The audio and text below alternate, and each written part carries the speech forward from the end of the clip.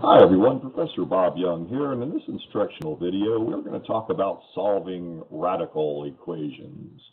So the rules here, and you have this on your handout in your care package in Angel and your supplemental handouts given to you at the start of class if you're a hybrid or a lecture student. You will find this handout, Solving Radical Equations, and here are the 5 steps. Now one is isolate the radical on one side of the equation. Step 2, raise both sides of the equation to the power or root of the radical. So in other words, square both sides of the equation if it's a square root, cube both sides of the equation if it's a cube root, and so on, because squares take out square roots, cubes take out cube roots, fourths take out fourth roots, and so on. Step 3, if a radical still appears, then you have to repeat steps 1 and 2. Step 4, solve the equation for the given variable, and always check when you're solving equations. So I've got a few examples here on the handout that you can look at. Example 1 is the square root of 3 minus x minus 3 equals 0. So you can see I went through very carefully here, and I said, well, first we're going to isolate the radical by adding 3 to both sides. Then once you get that radical by itself, since it's a square root, I went ahead and squared both sides of the equation, because whenever you square a square root, it goes bye-bye, and you will be left with 3x minus 6 equals 9, and solving for x, you get 5, and you can plug that back in and check it. On example 2 here, I went ahead and isolated the cube root here. I went ahead and added this cube root to both sides to get the radicals by themselves. And similarly, I just went through, since it's a cube root, and I went ahead and cubed both sides and solved for x and checked it using those 5 steps. So let's continue here. You can refer back to this handout if necessary. They start getting a little more interesting and involved here. So in this problem, we're going to go ahead and isolate the radical here. So we're going to add, to get this square root by itself, the square root of 15 minus 2x to both sides. Okay, then notice in pretty blue, once we do that, we're going to go ahead and square both sides of the equation. And in this case, when we square both sides of the equation, looky here, we end up with our friend, the quadratic equation. We have not one answer, but 2 in this case. And of course, we know to solve quadratic equations, we've got to get them in the form ax squared plus bx plus c equals 0 from previous parts here. So what we're going to do is just bring this 15 minus 2x over by adding 2x to both sides, subtracting 15 to both sides, and here's where we'll land. X squared plus 2x minus 15 equals 0. And this one's kind of a nice one to factor. It factors into x plus 5 times x minus 3, which of course you could check by FOILing. Setting each one equal to 0, we get 2 answers here, but again, notice one of these answers is a little fishy. If you try to check -5, I think there's going to be problems there.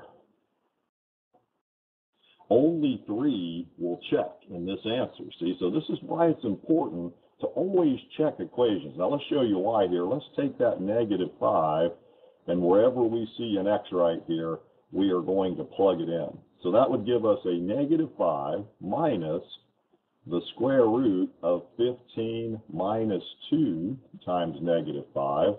So under the radical here would equal 0. We would get 15 minus 2 times -5 is plus 10. We would get -5 minus the square root of 25 equals 0.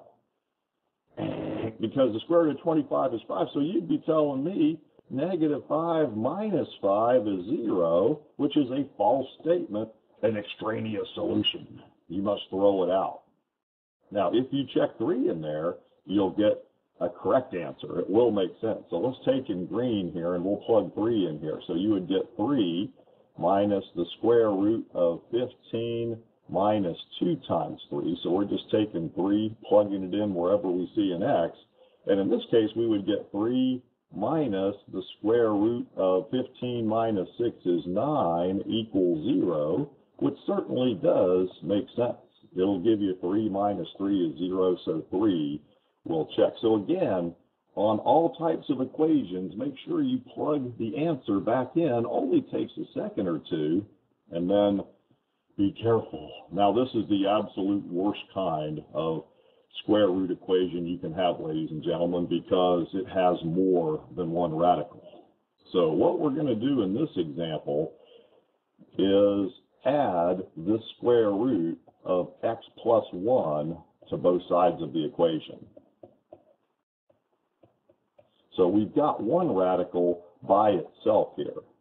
So you've always got to get one radical by itself. Now, a lot of students may try to square across that minus sign up top there.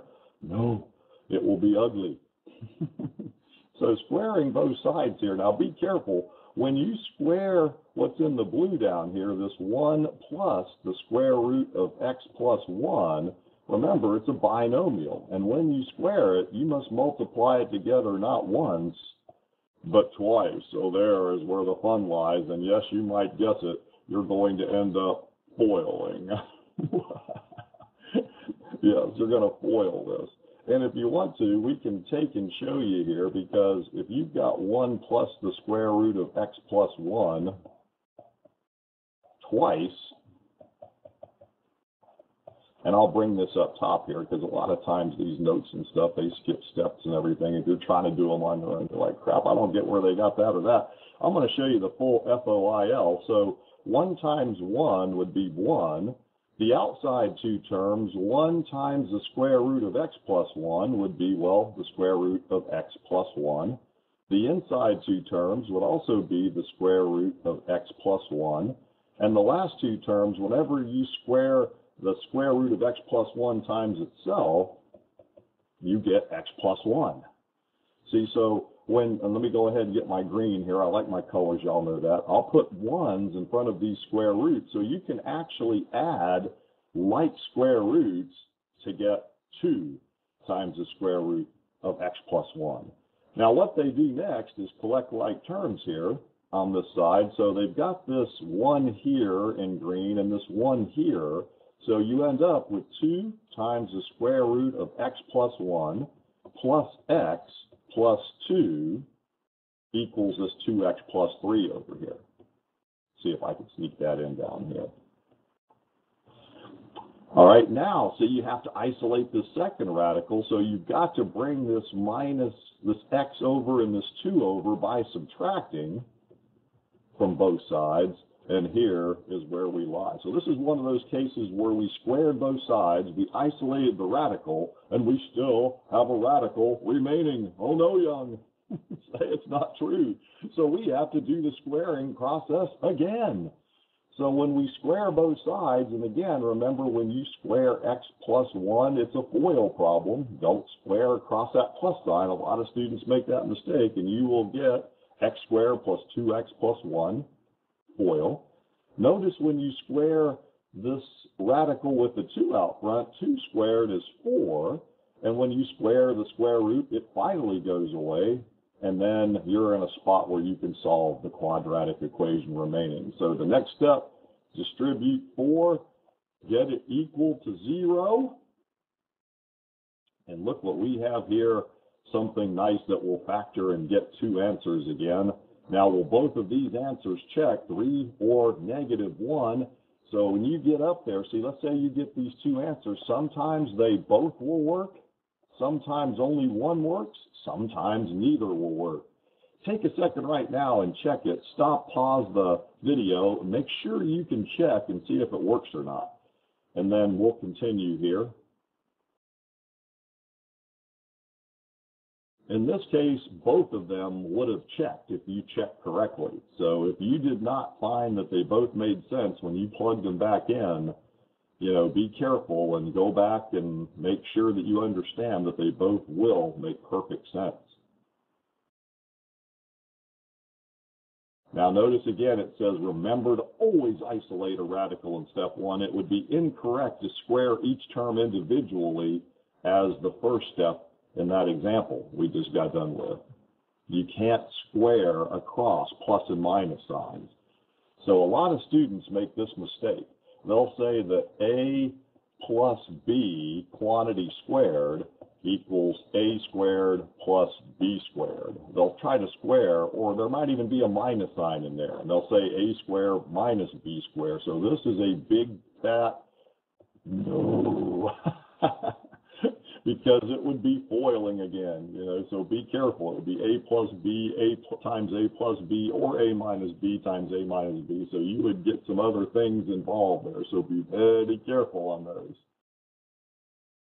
All right, now here's one more cube root one here. This one's a little bit nicer because when we isolate the radical here by moving this cube root of x over by adding it to both sides, we very nicely, even though this one looks kind of scary, when we cube both sides of the equation, we get right down here to a quadratic, which then we can bring this x over by subtracting it from both sides, and we're sitting at a nice quadratic equation that hopefully y'all can factor. I'll try not to make them too viciously tough on the test, and if you can't factor them, you can always use your friend the formula to get the two answers. So this factors into x minus 4, or I'm sorry, 4x minus 1 there, times x minus 1, which you could check by foiling. Okay, set each one equal to 0. There's your two answers. And I believe, again, if you want to pause and stop and check, you've got calculators here. If you put 1/4 in for all of the x's here, or 1 in for all of the x's, that both will come out to equal 0 and make perfect sense. And since they both do, they are both solutions. So this is Bob Young signing off. We're just finished solving all types of radical equations. See you on the next video.